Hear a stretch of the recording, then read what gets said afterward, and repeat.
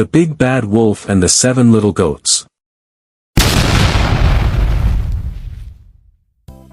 Once upon a time, in a beautiful forest, there lived 7 little goats with their loving mother. They were happy, playful, and full of energy. One day, before their mother went out to find food, she warned them. Now listen, my dear children, I'm off to the market. Be careful and don't open the door for anyone, especially the big bad wolf. He's very tricky. The goats nod eagerly, promising to be careful. Don't worry, Mama, we'll be safe. As soon as Mother Goat leaves, the big bad wolf watches from behind a tree, rubbing his hands with a mischievous grin.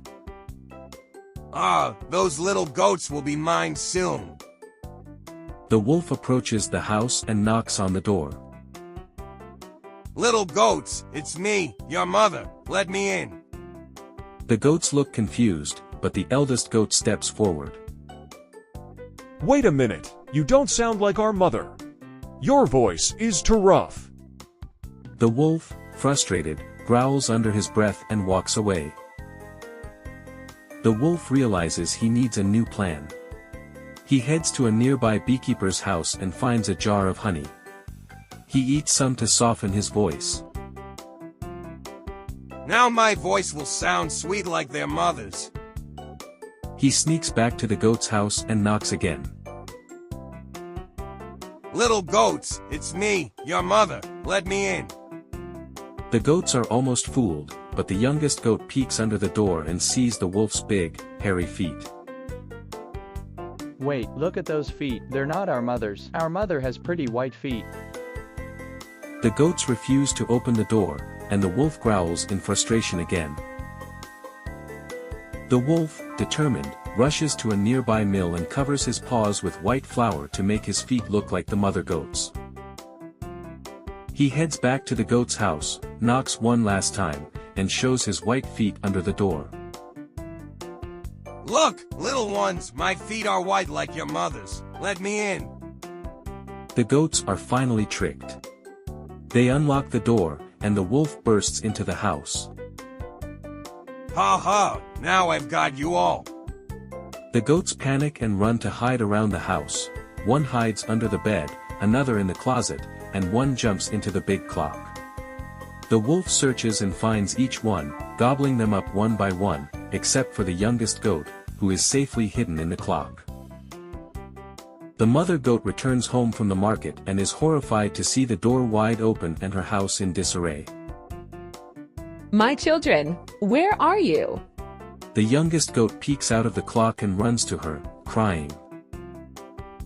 Mother, the big bad wolf came and ate all my brothers and sisters. The mother goat comforts the youngest goat and quickly hatches a plan. Don't worry, my dear, we'll get them back. She grabs her sewing kit and scissors and heads to the wolf's hiding spot. The wolf is fast asleep under a tree, snoring loudly, with a full belly. The mother goat carefully approaches, opens up the wolf's belly with her scissors, and pulls out her children, one by one. They're scared but unharmed.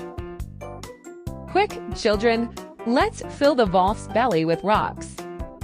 The goats work together to fill his belly with heavy stones. The mother goat sews him back up without waking him. The wolf wakes up, feeling very heavy and thirsty.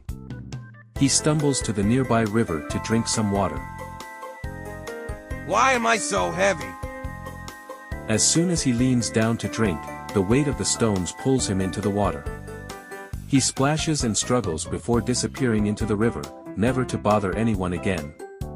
The goats cheer and jump around happily. Now you're all safe, my dear children. The big bad wolf is gone for good. The goats and their mother celebrate by having a fun picnic outside, dancing and playing. We're safe, thanks to you, Mama. Remember, always be careful who you open the door for. The end. Bye everyone.